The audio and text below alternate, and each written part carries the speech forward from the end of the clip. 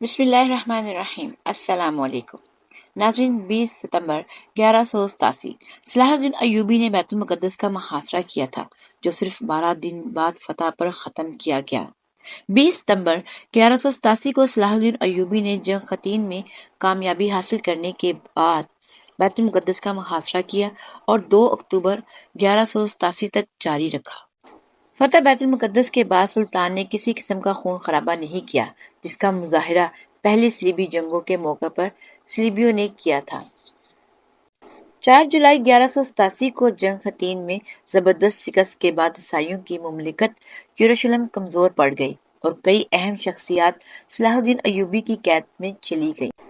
جہاں حطین کے معرکے کی شکست خور کئی عیسائی جنگجو بھی تھے، جن میں بیلن ایبلینی بھی شامل تھا۔ اس نے اپنے اہل خانہ کو واپس لانے کے لیے صلاح الدین سے مطالبہ کیا کہ وہ اسے بیت المقدس جانے کی اجازت دے۔ صلاح الدین نے اس شرط پر اجازت دی کہ وہ 1 دن سے زیادہ قیام نہیں کرے گا، لیکن جب وہ وہاں پہنچا تو مکہ سبلیہ نے اس شہر کا دفاع کرنے کا مطالبہ کرتے ہوئے فوج کی کمان سنبھالنے کی ہدایت کی۔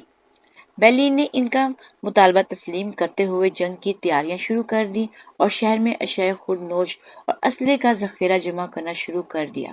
صلاح الدین نے زیر قیادت شام و مصر کی افواج سور کے ناکام محاصرے کے بعد 20 ستمبر 1187 کو بیت المقدس پہنچ گئے۔ صلاح الدین اور بیلین کے درمیان مذاکرات ہوئے۔ صلاح الدین بغیر خون خرابے کے شہر حاصل کرنا چاہتے تھے، لیکن شہر کے عیسائیوں نے بغیر لڑے مقدس شہر چھوڑنے سے انکار کر دیا اور دھمکی دی کہ وہ پرامن طور پر شہر دشمن کے حوالے کرنے پر اسے تباہ کرنے اور خود مر جانے کو ترجیح کریں گے۔ مذاکرات میں ناکامی پر صلاح الدین نے شہر کا محاصرہ کیا۔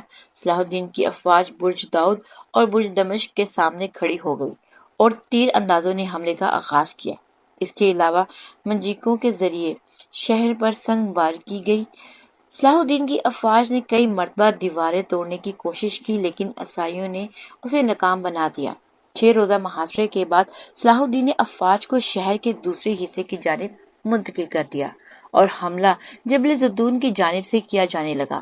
20 ستمبر کو مسلم افواج شہر کی فصیل کا ایک حصہ گرانے میں کامیاب ہو گئی، تاہم وہ فوری طور پر شہر میں داخل نہ ہوئے اور دشمن کی عسکری قوت کو ختم کرتے رہے۔ ستمبر 1187 کے اختتام پر ہیلن نے صلاح الدین سے مذاکرات کے دوران ہتھیار ڈال دیے۔ صلاح الدین نے مردوں کے لیے 20، عورتوں کے لیے 10 اور بچوں کے لیے 5 اشرفیوں کا فدیہ کیا، اور یہ جو لوگ فدیہ نہیں کر سکے ان کا فدیہ صلاح الدین نے خود ادا کیا یا انہیں غلام بنا لیا گیا۔ بعد میں سلطان نے فدیہ کی رقم کم کر کے مردوں کے لیے 10، عورتوں کے لیے 5 اور بچوں کے لیے صرف 1 اشرفی مقرر کر دی۔ بیلن نے اس پر بھی اعتراض کیا کہ یہ بھی بہت زیادہ ہے، جس پر سلطان نے صرف 30,000 اشرفیوں کے بدلے تمام عیسائیوں کو چھوڑنے کا اعلان کر دیا۔ 2 اکتوبر 1187 کو بیلن نے برج داؤد کی چابیاں سلطان کے حوالے کر دی اور اس موقع پر اعلان کیا گیا کہ تمام عیسائیوں کو فدیہ کی ادائیگی کے لیے 1 ماہ کا وقت دیا جا رہا ہے، جس میں 50 دن تک کی توسیع کی گئی۔ صلاح الدین ایک رعایا پرور اور رحم دل بادشاہ تھا۔ اس نے غلام بنانے کے لیے عیسائیوں کا فدیہ خود ادا کر کے انہیں رہا کر دیا۔ فتح بیت المقدس کے بعد صلاح الدین کا سب سے بڑا کارنامہ یہی تھا کہ اس نے عیسائیوں سے مسلمانوں کی اس قتل عام کا بدلہ نہیں لیا جو انہوں نے بیت المقدس کے فتح کے بعد کیا تھا، بلکہ اس نے انہیں حد درجہ رعایت دی۔ فتح کے بعد سلطان نے مسجد اقصیٰ کو عرق غلاب سے دھلوایا۔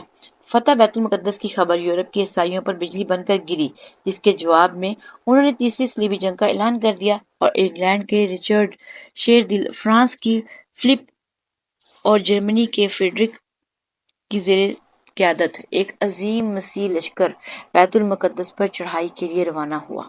تیسری صلیبی جنگ میں یورپ کے عیسائیوں کو ناکامی ہوئی اور بیت المقدس پر تقریباً 761 سال مسلسل مسلمانوں کا قبضہ رہا۔ 14 مئی 1948 میں امریکا، برطانیہ، فرانس کی سازشوں سے فلسطین کے علاقے میں یہودی سلطنت قائم کی گئی اور بیت المقدس کا نصف حصہ یہودیوں کے قبضے میں چلا گیا۔ عرب اسرائیل جنگ میں 1 اگست کو بیت المقدس پر اسرائیلیوں نے قبضہ کر لیا۔ بیت المقدس کی سرزمین آج بھی صلاح الدین ایوبی کا راستہ دیکھ رہی ہے۔ ہمارا ذاتی پیج کا نام خدا اور میں۔ اس پیج پر ہر پوسٹ اسلامی واقعہ سے متعلق کی جاتی ہے اور اسلامی تاریخ اپلوڈ کی جاتی ہے۔